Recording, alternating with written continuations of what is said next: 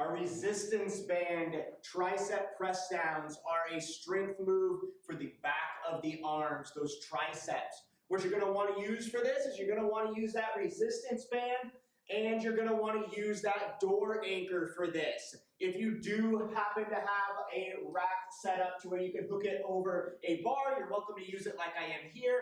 But typically, you're going to want to use that door anchor. So it's that little ball on the end of that strap that you hook on the center, open up your door, toss it over the top of your door, and then shut the door so that it is hooked to the top portion of your door.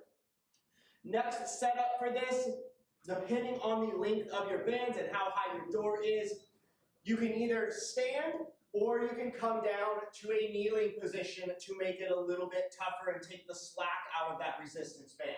So that is another additional modification that you can do if it's too easy standing or if there's too much slack, you can come down onto your knees to make it a little bit tougher for these.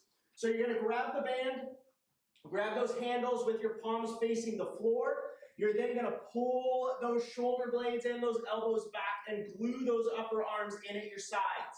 So I'm tucked in at my sides just like I would for like a normal bicep curl or a hammer curl. Those upper arms are not going to move at all. They're going to stay glued into my sides.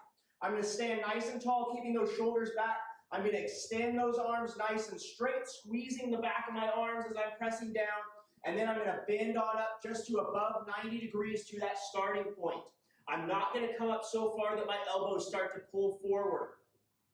So nice and controlled, resisting it up to just above 90, and then extending back down straight at the bottom, squeezing the back of those arms. So most common mistakes made on this, typically the number one is getting that upper arm involved in that movement. What that's going to look like is this. See how my upper arms are coming forward and back?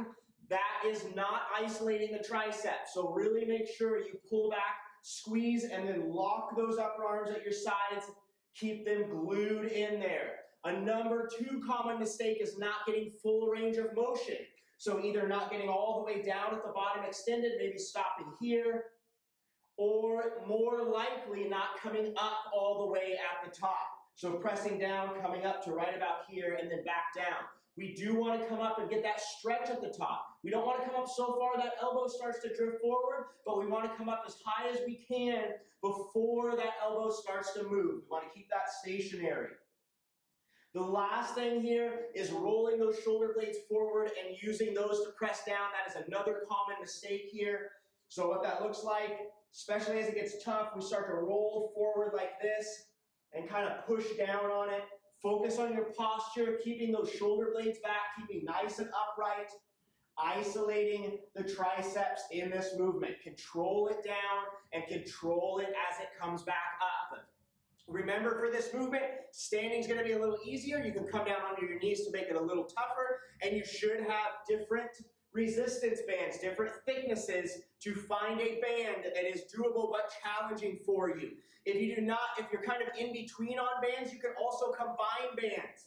Maybe toss two bands over, grab both of the handles, and use their added resistance as well. So if you need it in between, or if you need even tougher, make those little adjustments, add in an extra band, or change your thickness of your band to find that doable but challenging weight for you.